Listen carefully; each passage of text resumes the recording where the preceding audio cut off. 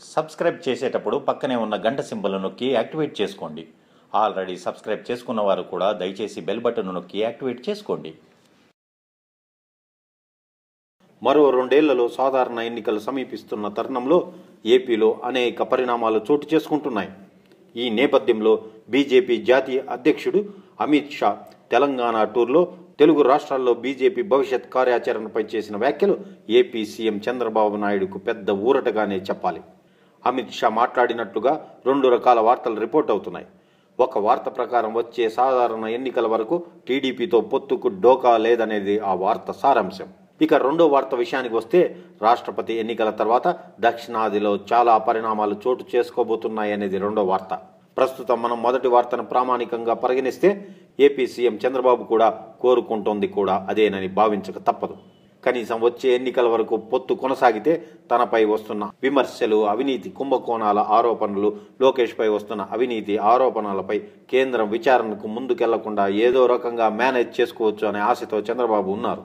Narendra Modi, YS Jagan భేటీతో నిద్రకు దూరమైన చంద్రబాబు కొత్త వ్యూహాలకు పదును పెడుతూ భవిష్యత్తుపై క్లారిటీ కోసం అనేక రకాల ప్రయత్నాలు చేస్తున్నారు. ఏపీలో పెట్టుబడులు ఆకర్షించడం కోసం వారం రోజుల పాటు అమెరికాలో పర్యటించి వచ్చిన చంద్రబాబు నాయుడు ఢిల్లీకి చేరుకొని అక్కడి నుంచి ఎవరికీ తెలియకుండా మాయమయ్యారు. 7 గంటల పాటు అదృశ్యమయ్యారు. ఎక్కడికి వెళ్లారో, ఎందుకు వెళ్లారో చెప్పాలని ప్రతిపక్షాలు డిమాండ్ చేస్తున్నా, సోషల్ మీడియాలో సెటర్ల మీద సెటర్లు వేసుకుంటూ ఎంజాయ్ చేస్తున్నా హేతుబద్ధమైన వివరణ ఇచ్చిన వాళ్ళు లేరు. చంద్రబాబు రహస్యంగా 7 గంటలు సంచరించినట్లుగానే చీకటి పర్యటనలో కూడా ఆయన పెట్టుబడుల కోసమే పర్యటించారంటూ జనాల చెవుల్లో పూలు పెట్టే కార్యక్రమానికి అధికార వర్గం చేసిన ప్రయత్నం మరింత నవ్వుల పాలైంది. ఆ స్థాయి విమర్శలను కూడా భరిస్తూ చంద్రబాబు నాయుడు కిక్కురమనకుండా ఉన్నారంటే మోడీ, వైఎస్ జగన్ల భేటీ తర్వాత బాబుకు టెన్షన్ ఏ స్థాయిలో ఉందో అర్థం చేసుకోవచ్చు. ఈ పరిస్థితిలో అమిత్ షా చేసిన వ్యాఖ్యలు చంద్రబాబు నాయుడుకి ఎందుకు ఊరట కలిగిస్తాయో తెలుసుకోవాలంటే ఈ వీడియో వాచ్ చేయాల్సిందే. మోడీ, జగన్ భేటీ నేపథ్యంలో సర్వసాధారణంగా జరిగే ఈ భేటీని టీడీపీ రాజకీయం చేసే ప్రయత్నం చేసింది. ఈ ప్రయత్నం బెడిసికొట్టింది. టీడీపీ నేతల విమర్శలు, ఈడీ కేసుల కోసమే జగన్ మోడీని కలిశారని సీఎం చంద్రబాబు కూడా వ్యాఖ్యలు చేసిన నేపథ్యంలో మోడీకి మండిందంటున్నారు. టీడీపీ నేతల వ్యాఖ్యలపై పూర్తి నివేదిక ఇవ్వాలని కూడా పీఎంఓను ఆదేశించారని తెలుస్తోంది. ఇప్పటికే ఆ పని ఏపీలో టీడీపీతో విభేదిస్తున్న నాయకులు చేశారని కూడా వార్తలు వస్తున్నాయి. పీఎంఓ కదలికలపై ఎప్పటికప్పుడు పసిగడుతున్న చంద్రబాబుకి ఏం చేయాలో తోచడం లేదు. మరోపక్క ఓటుకు నోటు కేసు తరుముకొస్తోంది. మే నెలలో కోర్టు సెలవులు కాబట్టి వచ్చే నెలలో విచారణకు వస్తోంది.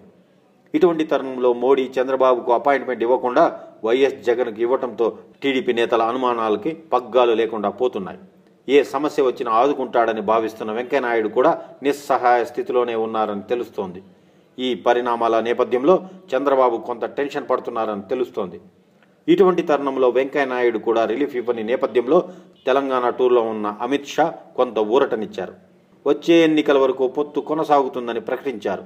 ప్రస్తుత పరిస్థితిలో చంద్రబాబుకు ఇంతకంటే ఊరట ఏం కావాలి? ఈ వీడియో మీకు నచ్చినట్లయితే లైక్ చేయండి. మీ అభిప్రాయాన్ని కామెంట్ చేయండి. మీ వారందరితో షేర్ చేసుకోండి. మరిన్ని ఇంట్రెస్టింగ్ అప్డేట్స్ కోసం మా ఛానల్ని సబ్స్క్రైబ్ చేసుకోవడం మాత్రం మర్చిపోకండి.